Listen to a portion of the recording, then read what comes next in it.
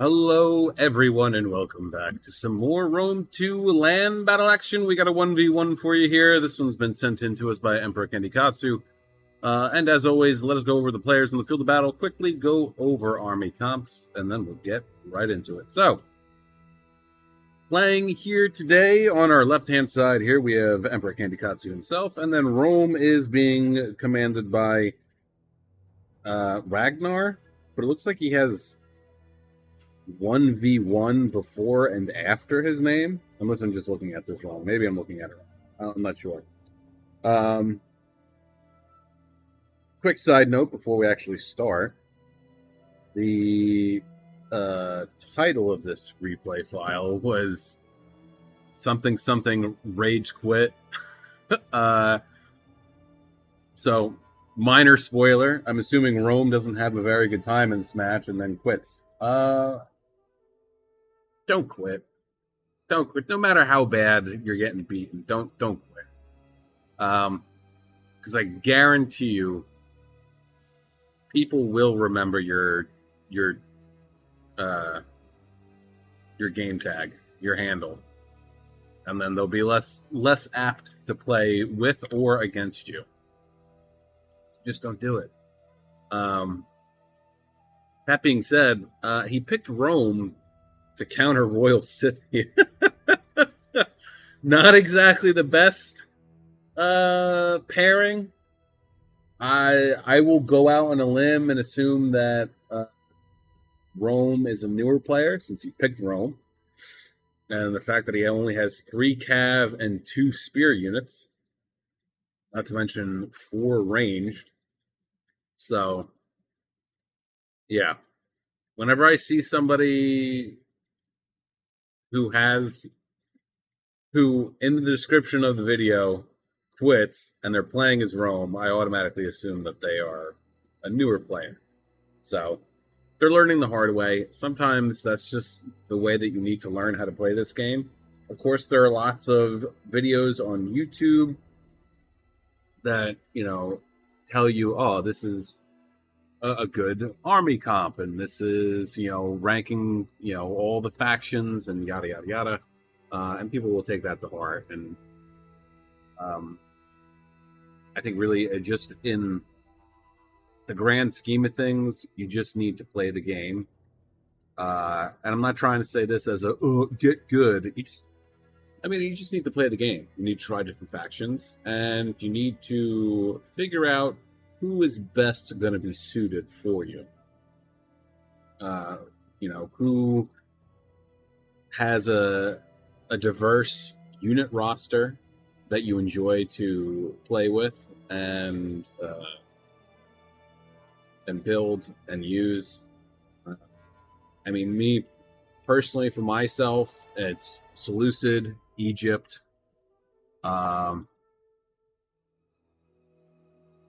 Who else do I like? Even though I haven't played an online battle in I don't know how long. It's been long. I'm super rusty. Seleucid, Egypt, and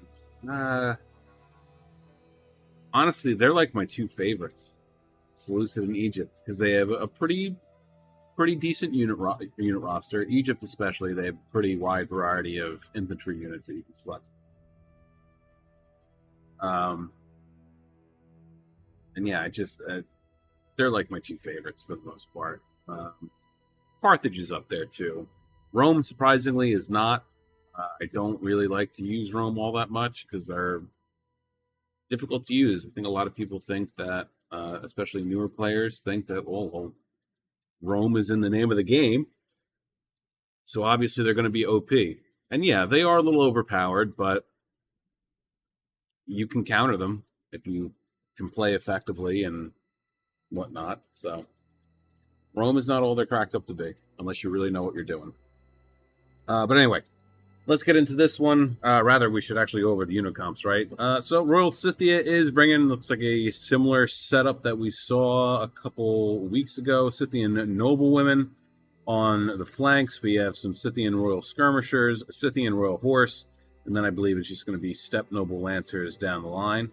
Rome is bringing backline. We have auxiliary, and auxiliary cav. 2 units of spear gladiatrices. Legatus as the general. Front line of Balearic slingers and Syrian archers. And then we have, I think it's just Ivysaur cohort and Principes, right? Yeah.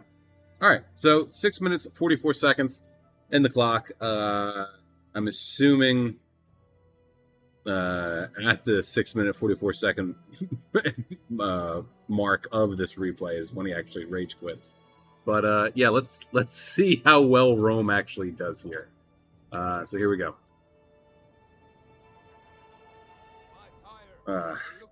Yeah, Rome is not who I would have gone with, especially against like Royal Scythia. I think I wouldn't even have gone with. You know who I probably would have maybe have gone with? Pergamon, perhaps, just because the Game of Spears, the Thurio Spears. Sparta, I probably would not have gone with, just because the Hoplites, well, definitely a good choice to brace. The problem is you're not going to be able to chase after Royal Scythia. What's going on here? Okay, Rome's moving. But for a second with the game froze. Yeah, the hoplites aren't going to be quick enough to actually catch up. And yeah, Sparta does have Cav, but the only cavalry option that they actually have is Citizen Cav. Citizen Cav is just they're trash. They're probably one of the worst cavalry units in the game, if not the worst Cav units in the game. I think the only way that you can get a worse cavalry unit is if you somehow put Persian hoplites on horseback. Rome is now boxing up. Buddy. I mean, doesn't really have much else of a choice. There we go. I spoke correctly. I mean, these guys aren't going to be able to fire anything. Oh, it's a small unit scale too, or normal, or small. I don't know. It's one or the other. But yeah, I mean, the auxiliary cav, it should be the ones right now to try and scare off the noblewomen. But I just don't know if he's going to be able to do anything about that. He should even, I mean, get the Syrians and the Balearics up so they can start firing at these guys. Because they have 150 range, but obviously so do the Balearics and Syrians, but it doesn't look like he's trying to counter them at all.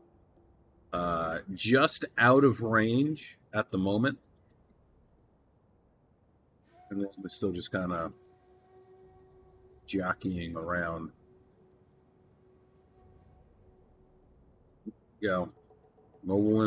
Noble women moving in. They're going to actually go against the Spear Gladiatress. It's not a bad thing to go for. They have a pretty decent bonus against large, 20.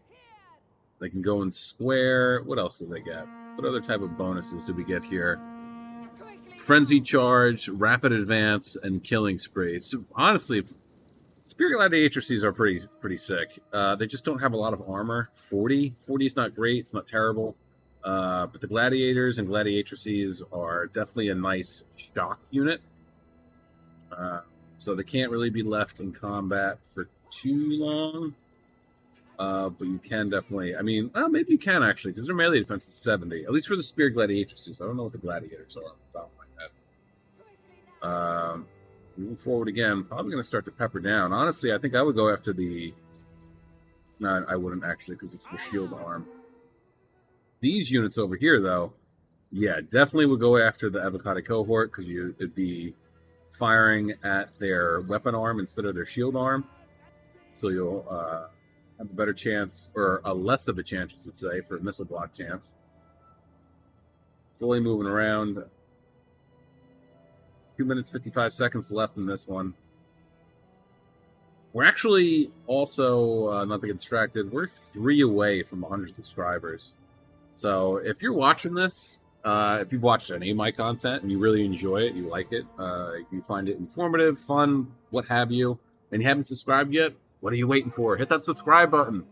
More to the point, too. I mean, if you have Rome 2 siege battles, land battles, whatever type of battles in your replay folder, oh, we're just going full-on charge here. Going to crash right into this front line. Huge charge. A really good charge, too. He's going to keep on going. Knocked enough of the Principes down that he can actually pull right on through. Get into the Legatus as well. And then he's going to go nice. Got a good charge off, pulled through, and then he's going to charge right into the rear. Cab is slow to move here. Rome is really is sleeping at the moment. Minute 54 left, so he might have actually just... he's going to be quitting soon. But that was pretty awesome. I'm going to have to actually go back and rewatch this just so I can get some cool screenshots. But he is just absolutely hammer charging these Avocado cohorts. Amazon or Scythian and Noblewomen are getting some nice shots into the rear. Spear Gladiatrices. And yeah, this is pretty much over. Draco hasn't been popped. Doesn't really necessarily need it. Avocado cohort here, though, getting into the mix, actually managing to beat up these Steppe Noble Lancers a little bit. How many kills do they have? 37, not bad. I think, though, that's probably going to be the most of what they can actually get here. Let's see if I can get something cool instead of having to actually come back. Woo! I'll probably still go back and rewatch, but dismantled thoroughly.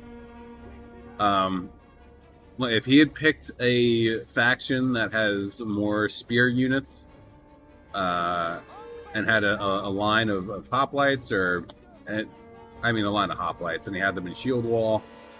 Hell, even if he had picked Seleucid or anyone who has thorax swords and had them in shield wall, they would have had a better time against that oncoming charge.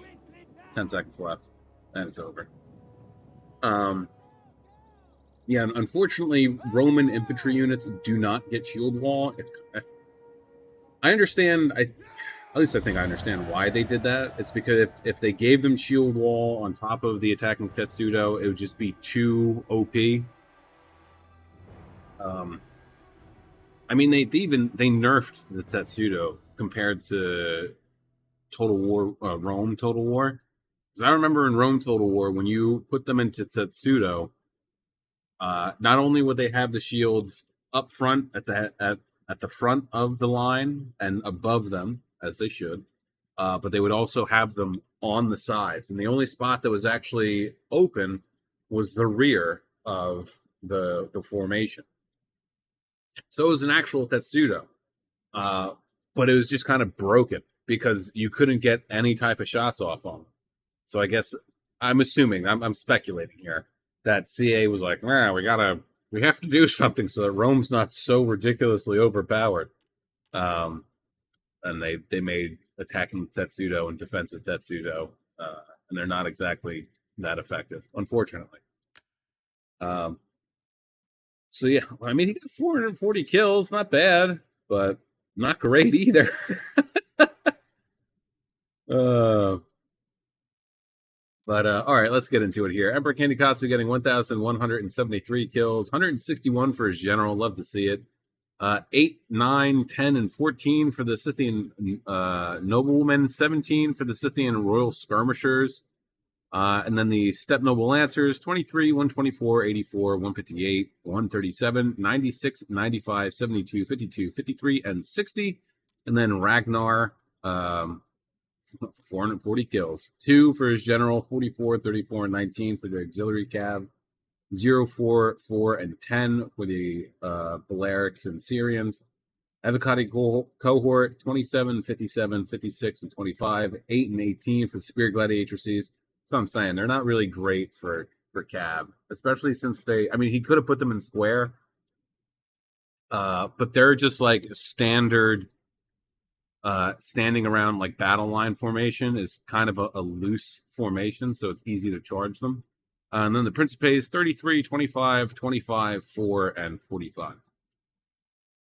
So yeah, obviously we couldn't really tell exactly when he quit. I'm assuming it's pretty much towards the end, after he just gets completely demolished. But yeah, what are you gonna do? I mean, hopefully the next few games that he plays, he doesn't get so disheartened. I mean, it's tough. It really is. It makes you, because I've been there before too. I mean, I've rage quitted before because you just get so frustrated that you're not doing as well as you had hoped, and that you just quit. It sucks. It's a crappy feeling for sure, but you shouldn't. You shouldn't quit. Just carry on. Try and learn from your mistakes, and I mean, hell, like it. If he had stuck around and then afterwards, oh, you really kicked my ass in that one. Like, let's go again. Let's play another one. Play another one. If you keep losing, keep playing. Keep picking different factions. Keep playing with army comps. Keep trying to figure out what's going to work best for you, so you don't get so frustrated all the time. I mean, it's understanding. I understand. It's tough. I mean, stuff like this, getting sallied out on and just having you and your allies get completely demolished, it sucks.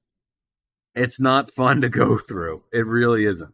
But if you can stick it out and you can keep playing and you can overcome your defeats and become a better player, you'll have more and more fun. Because I mean, I know everyone really loves Warhammer and stuff like that, and Total War Warhammer, especially since 3 came out and Immortal Empires and whatnot. But this game still has a lot left to give. I don't always constantly see new stuff, but I do see things that I have never seen before occasionally, and well, that's what kind of keeps me excited about this game. So that's why I always keep coming back, and we'll probably never do replays of anything else. Well, that's not entirely true. I definitely do Thrones of Britannia replays and Attila replays for sure. But yeah. But anyway, that's going to be it for me today, guys. I hope you enjoyed yourselves. I know I did. Love these quick ones, especially since they're so easy and quick to make and produce. But yeah, with that being said, have a great day, morning, evening, afternoon, night, whatever time of day it is, wherever you are while you're watching. Just have a good one. Peace out, guys.